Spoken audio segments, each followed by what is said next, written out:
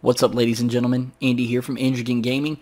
Tonight, I want to talk to you about something very near and dear to my heart, and that is the game known as Wildstar. Wildstar has been one of those games that sits in the back of my heart all day, every day, as something I absolutely love to play. This game has incredible graphics that are stylized, an incredible atmosphere, some of the most interesting and awesome class and race combinations in any MMO that I've ever seen, and just genuinely fun gameplay. It uses action combat rather than tab targeting, and every single role in the game can dual purpose between DPS or a tank or healer.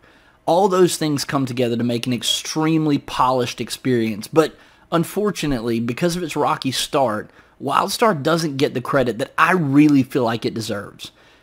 So in the near future, I intend on starting a reaction series. And that reaction series is where I go through, I find MMOs that I think are great, and I do a reaction to them and explain to you what I think the great parts about them and the rough parts about them are. But tonight, I am going to tell you, I've played Wildstar in the past. I have reached level 50 on one character, but I didn't get anywhere near into the depth of the game that I would have liked to, mostly because I didn't have a lot of friends that were playing with me, and also World of Warcraft Legion dropped about the time that I really got into it, and unfortunately, the Call of Azeroth won in that fight. But right now, I've got all of my buddies on board to test this game out, give it a genuine shot, and so far, everyone seems to be really enthusiastic about it. So tonight, we're going to do a little bit of an in-depth research of what Wildstar is, what makes this game so great and so dear to my heart, and hopefully I'll encourage you to take a shot at looking into it yourself. So sit back, enjoy the ride as we get into Wildstar. So upon entry into Wildstar, you're going to have two options. There's going to be the novice option only the first time you play through the game. And what that's going to do is that's going to walk you through kind of a basic tutorial version of the game that will teach you how to use the action combat, some of the mount systems in the game, and just give you a general feel for how Wildstar works. Then you can also move over to Veteran after you've gone through the tutorial one time and just don't feel like completing it each time. So that's what we're going to do, and we're going to hop over to the races and classes. So these are all of the different races that you can choose from. Now, the left-hand side of the screen are the Exiles. The right side of the screen is the Dominion. A couple of things that I want to go into with you really quickly before we start looking into class and race and all that kind of stuff is Wildstar was coined as a hardcore MMORPG. When this game was developed, it was developed, in my opinion, too soon, still having 40-man raids with extremely difficult content that required each and every player in that raid to be able to carry a stun or do a break armor ability and get in there and handle the parts and pieces of that raid that were necessary. And unfortunately, in that era, people didn't want that. People wanted Raid Finder. They wanted the easiest possible content that they could do to get decent gear to be able to say, I have decent gear. And it's interesting that we've hit a paradigm shift now, yet again, only a few years later, to where people are begging for things like Classic Warcraft or EverQuest or Pantheon, Rise of the Fallen. These are games that were designed around concepts of old school MMOs that most of the time, I assume people younger than me would have no interest in playing whatsoever. However, Wildstar is definitely a fun and interesting mix of old school and new school, and I really think that if you're looking for something that's going to be lighthearted and enjoyable on the surface, but extremely deep and complex and rewarding under that surface, I think you're going to be extremely happy with the choice. So let's jump over into the races. So to begin with, on the Exile side, we've had the Granok. Granok are the big, hard-hitting rock-type guys. We have the Mordesh, which are basically robo-undead. Cybernetically engineered undeadish type folks. Then you've got your Mr. Vanilla Basic Bean, the human, and then all the way down to the Aran. Now if we bump over to the Dominion side, the big fella on deck is the Makari. Makari are an advanced race of mechanical beings, so they're robot people, and they look really stinking cool. Our next step down is going to be the Draken, and the Draken are this demony, dragony vibe with their horns and their backs bent over and their tails. They just give a really neat aesthetic. Then we've got the Dominion in vanilla basic being, the Cassians. And then finally, my favorite race out of the entire game, the Chua. They are the small, adorable, furry death machines.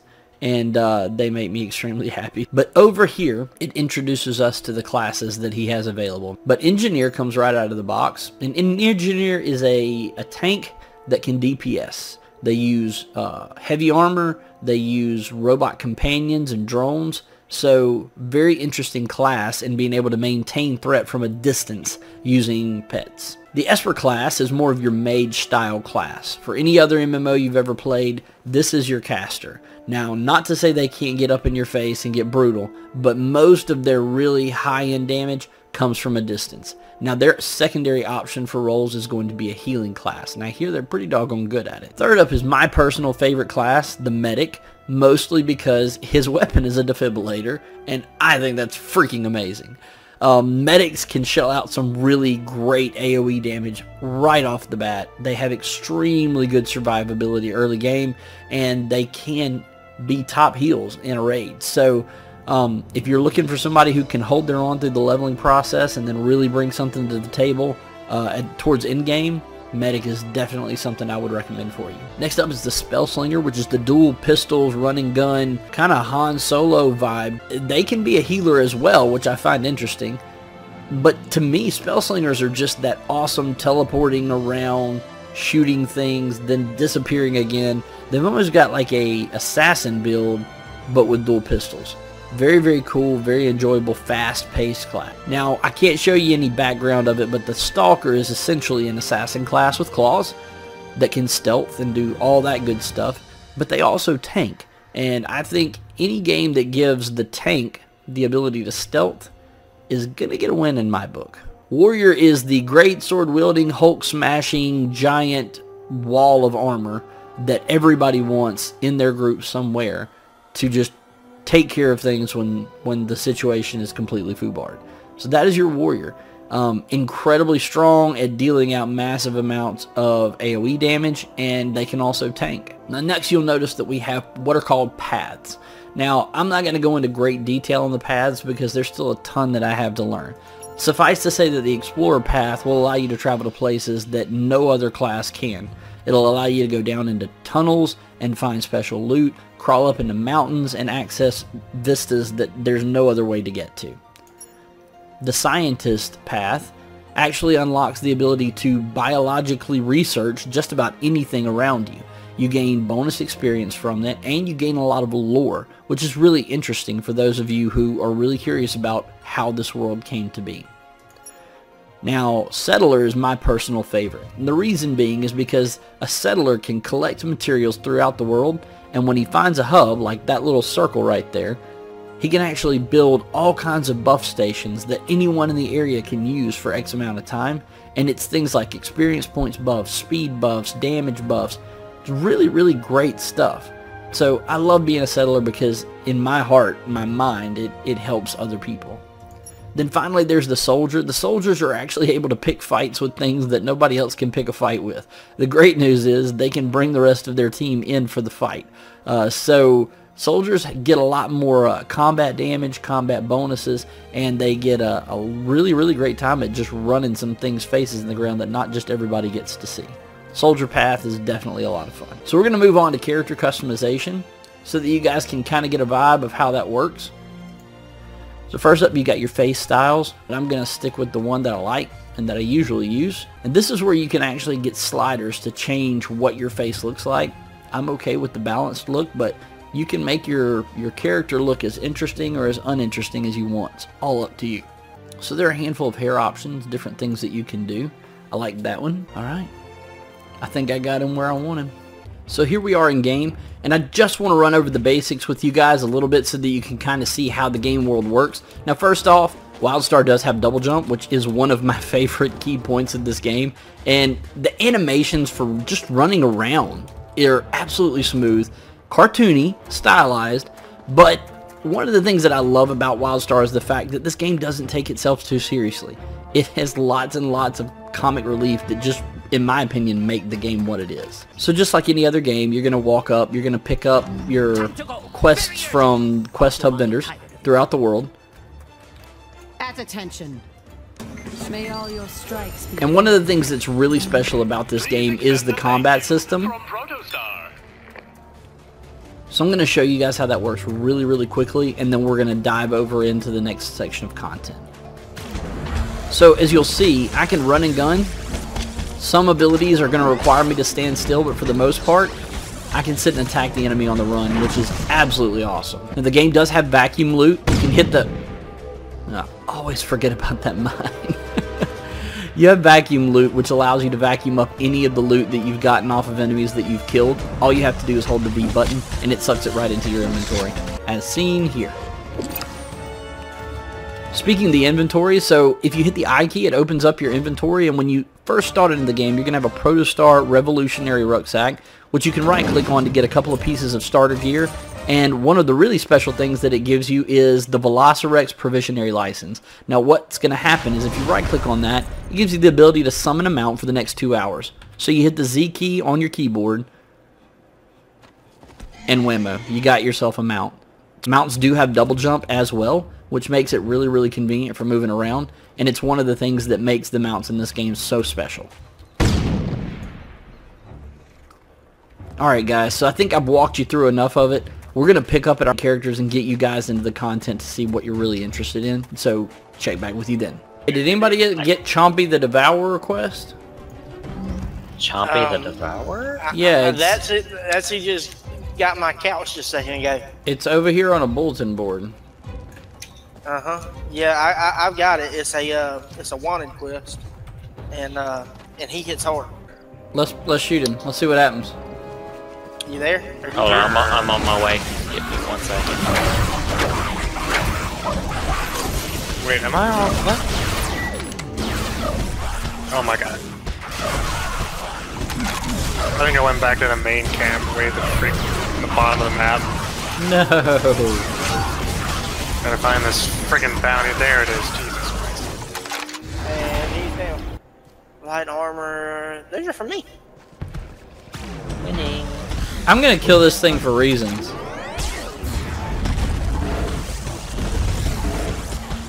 Four cuz potato. Oh lord, I've started another challenge. Alright, Andy, chill for a second so I can hand you stuff. Hang on 1 second, I got limited time here.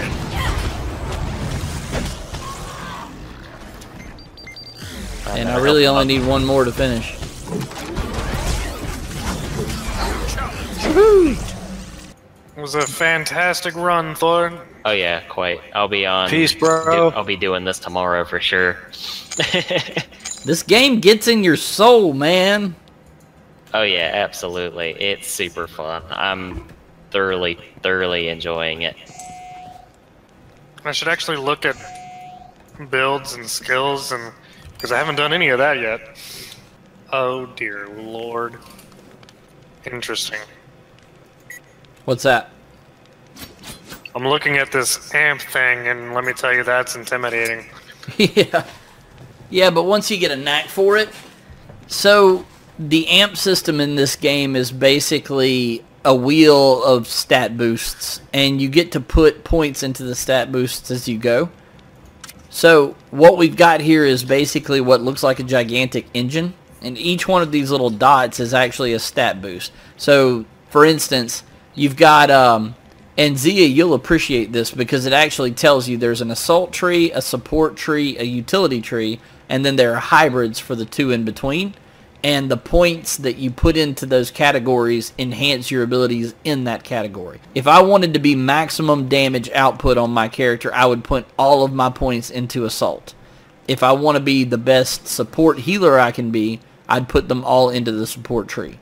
If I want a mixture of two of those categories, I would kind of go back and forth. Does that make sense? Yeah. I assume utility is something akin to tanking. Utility is going to be your break stuns, your stun the enemy, your movement increases, things like that. Okay, it's your actual party usefulness. Yes. I should hit hard now. I had like seven 7 points I didn't spend. My ant points. Ooh, fancy.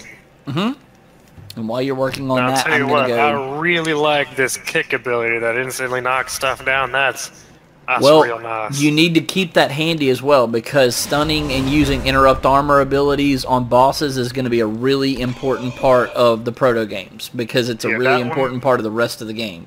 Alright, the time has come. It is our first dungeon, and it's like I've told you guys before, this dungeon is a little more difficult at level 10, in my opinion, to learn mechanically than a lot of your in-game dungeons are in other games. So we're going to go, just so everyone watching understands, you hit the N key and it brings up what's going to be called the content finder. This is going to allow you to find groups for quests, expeditions, adventures, dungeons, and world stories. So, quick side note, quests are obviously quests. Expeditions are a type of like solo quest or solo dungeon, so to speak. Adventures are small, quick versions of dungeons that don't take that long. Dungeons are full-scale things, and then world stories are big bosses. So we're going to do a dungeon and go into the Proto Games Academy. Alright, I'm joining as a group. You guys click your roles. Mildly terrified. Well, the good news is this game does a great job of walking you through what you're supposed to do. So There's an 87% chance I'm going to ignore all of that. And there's an 87% chance you're gonna die. Hey, Proto Games. Please tell me you guys got that. Alright. Yes. Yeah, I queued up. I have our start thing. That's okay. Alright. You guys ready? There's a button. I'm here to start it. Alright guys, here we go. We gonna wreck some stupid fools. We about to wreck some stupid fools. Point me to the couch, and I will F it. Oh, I remember this. Alright. Interrupt skill ready. Don't stand in the red.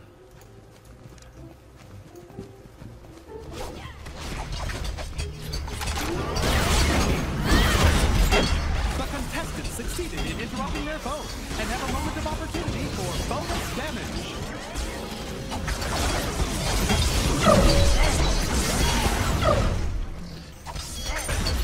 Thank you for choosing this communication strategy.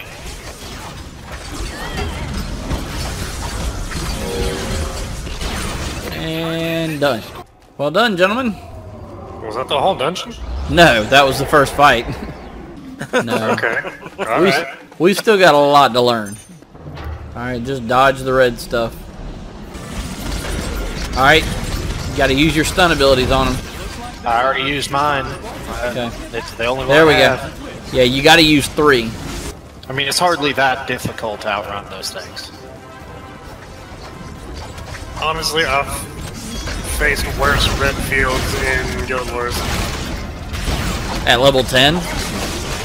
Well, maybe not at level 10. There we go. Alright, level 11. And that's why I love running dungeons.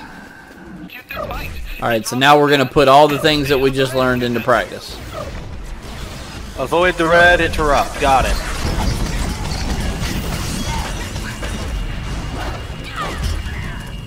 Alright, kill that tether. One. Oh crap. Yeah, this is the... I was just in range. I got dropped. Guys, hold up. This is the last boss. This guy is, you will wipe on this. I'm letting you know, this guy's not a pushover. Okay, when the meteors start going off, come get right here. Heard. Okay. Alright, here we go. Little Undead scary dragon, dude. isn't it? Nope, it's just an undead dude.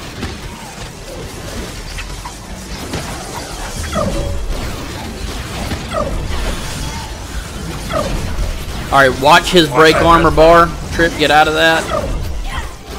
I was out of it. Scout. Never mind. You're good. You might want to back up though, because you're eating it pretty bad right now. Vulnerable. I did avoid that one though. I just didn't want to back up while it was vulnerable, and I could deal more damage. Yeah, I understand. I'm fine. Okay, unload everything you got. We got 10 seconds to kill him or we're done. 5. Oh, heck, yes. Oh my god, that was scary. Achievement granted. Guys, we did it. We made it through on our first try. So, having run the Proto Games Academy, the level 10 introductory dungeon, Zia, give me some feedback. How do you feel so far?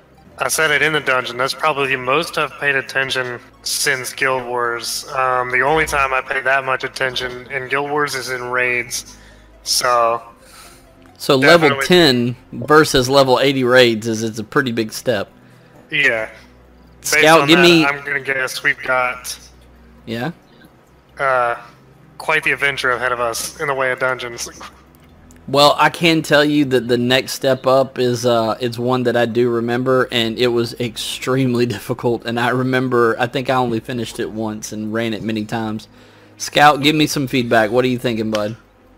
It was quite fun and definitely opened my eyes to the world of tanking. I never cared for the heavier set classes, and so I never really got into tanking, but I'm definitely looking more into it. That's pretty cool. The fact that there's a medium armor class that can tank and use stealth is amazing. It brings tanking to people like me who don't care for heavier, slower classes.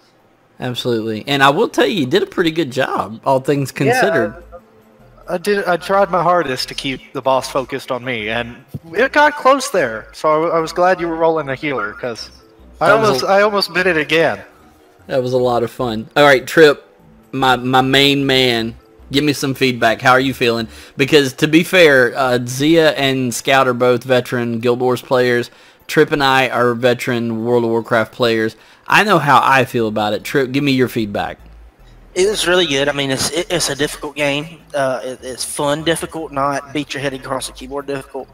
I mean, I got killed in the dungeon. I mean, and I've been playing Warcraft for since Pandaria, and so I mean, I feel like I'm a pretty good veteran game player, but I still just couldn't get out of the danger zone. And so, I mean, I love that it challenges me as a gamer. Even though that I do feel like I'm a pretty good veteran gamer, it still challenged me in ways that I didn't think was even possible anymore in an MMO like this without reaching in-game content. So, I mean, it's really cool. It's real awesome. And I'm really, really, really enjoying it. I cannot believe I ever quit playing this game. So, final reaction here, because this very well may be one of our last reaction videos to this game.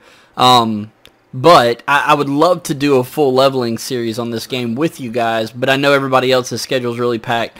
Final reaction, in 2018, would you recommend or not recommend playing Wildstar? Zia, you start for us. I think I'd definitely recommend it, and that is coming from someone who has been spoiled by Guild Wars 2 for half a decade now. All right, Scout, give me your feedback. Do you recommend Wildstar in 2018 or no? I definitely would, especially because first it's free to play, so that's already, like, you don't have to worry about price. Second of all, the supreme ultimate currency you can get by playing the game. So those two definitely have huge hooks for me personally. Absolutely. And Trip, finally, I know you've already said you don't understand why you ever stopped playing the game, so I'm guessing you would put your stamp of approval on Wildstar in 2018. Oh yeah, I put my stamp of approval on it. I mean, and one of the reasons I love this game so much is I've been a pay to play, and it's not really a pay to win. You can get a mount early, you can get a few things like this early, but as far as DPS versus weapons and everything like that, I mean, I'm really good with the grind that we've had. I mean, just in a night I went up almost 8 levels. I mean, that's fantastic. So yes. This gets my name is Trip Pistola, and I approve this message. Well, guys, I think it's pretty obvious that I'm in love with this game. I think it's got the charm of a game that I've been playing all my life, even though it's really only been in my life for a few years. I love the art style, love the combat. I can honestly say, as a healer in that dungeon, I had so much fun because I was running around shooting things, spamming AoE. I was then popping out heals, It was just really, really enjoyable. I love the action style combat system that the game has. If you haven't given Wildstar a try, it's completely free, guys. There's no reason in the entire world why you shouldn't be trying this game.